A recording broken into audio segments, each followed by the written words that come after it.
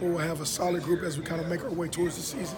Is there something special about the first day of pads as opposed to, you guys have been running out in shells? And I think it brings a little bit of a different energy for some reason.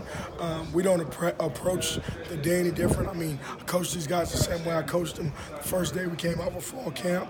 I just think when guys put on pads, it's like, okay, now it's time for football. We get a chance to work some cutting and different things like that. So you might get a little bit of a different mindset, but outside of that, that's it. I was going to say in the 9-on-7, it almost feels like that's the dessert for eating the peas and carrots. These guys get to hit a little bit. Oh yeah. It feels like kind of maybe human nature. Oh yeah. Whether you guys want to approach it differently, it just kind of happens. Yeah, it's just a mindset. I mean, these guys have been chomping at the bit from when they came out with just helmets. Then you kind of slowly gradually get them in the shells, and then now they think it's party time once you put on the full pads. With Miles, do you think he gets a sense of just how much history he's got a chance to make this year?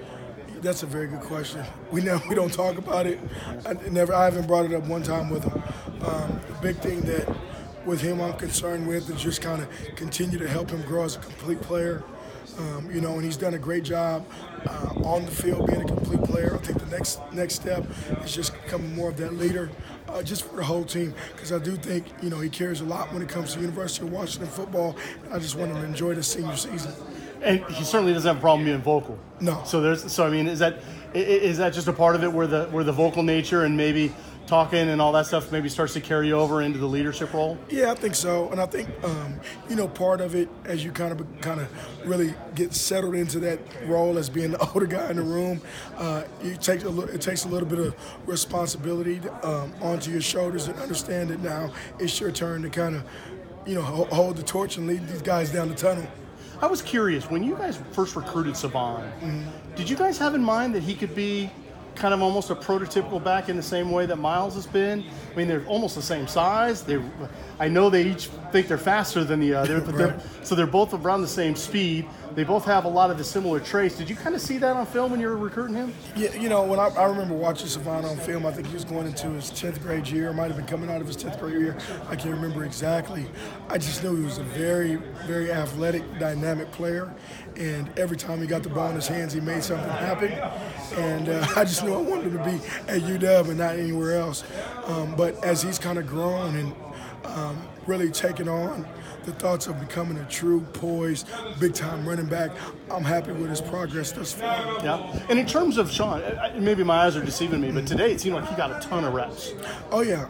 I'm trying to just kind of build this group. Like I said, if you would have been here yesterday, it would have been somebody else, between him and Kamari. And then sometimes I got Savon taking a lot of the 1 reps just because I think the only way to get these guys better as players is you have to give them those reps, that experience out there on the field. And sometimes it's not as clean if they're not in there with the 1s as it is with the 2s and 3s. So I'm trying to mix that up to give these guys some work where they can feel they're getting confident and have some success. Coach Pete said last week, before first day of camp, how you guys have kind of figured out over the course of a number of years that going from 0 to 100 first practice isn't necessarily as beneficial as you maybe had thought. Like you guys just roll into it. Maybe it's easier to kind of glide into it a little bit more. Right. How does that affect the running backs group specifically? I just think you end up with if you do your standard, the 1s go 1s, and they take all their reps, 2s take all their reps. I think over the course of being off for a long time, then getting right back into football, you can wear down their legs. I think once guys get worn down, I hate to use the word brittle because I don't think our guys are brittle, but you got the tendency you get a strain, a pull here or there, and I think the fresher you can keep them and kind of build them into, I say quotes, that pounding of everyday football, the better you'll be in the long run. I was also curious about Kamari because now we saw him in the Colorado game taking over for Levon. Right. He did a lot of the same things you would have expected Levon to do. And then we saw in the offseason he's gained some weight as well. Right. Is that kind of the plan to kind of get him into that bigger back role? I just think he's naturally going to be a bigger back. He's 6 foot. He's 200-plus pounds at this point. And we got to get him to embrace, just being able to not only run the ball with the physical mentality that he does have, but also being able to fill some of that voids, whether it be pass protection, out there on the edge blocking guys, because he does have the body frame to do that. And anytime you can get a bigger body that's athletic, you're going to go ahead and put him to work. Right. And the true frost, Richard, I mean, you guys threw him in right away. It didn't seem like there was any kind of ramping up period with him. You got a lot of reps right from the jump. What's kid talking about? Richard Newton. Oh, Richard Newton, okay. Yeah. Yeah, I mean, obviously with him, we're just trying to get him some work. Definitely excited to see some of the flashes that he's had. The one thing I will say that I'm impressed with is just how detailed and into it he is when it comes to not just having that freshman mentality that I'm still trying to figure out. He asks good questions.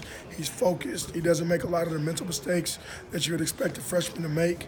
And, obviously it's been fun kind of getting him out there and letting him roll. Okay, thanks, Keith. You're welcome. One of the most overlooked things with your group is the ability to pass block. And so how does the pass blocking looking with your group so far? It's good. I mean, that's one of the big thing I worked on the past 2 years with Miles, and he's really taken that step when it's come to, last season. And I feel he's probably our strongest guy when it comes to technique and everything so far in fall camp, and I think it's going to carry right into the season.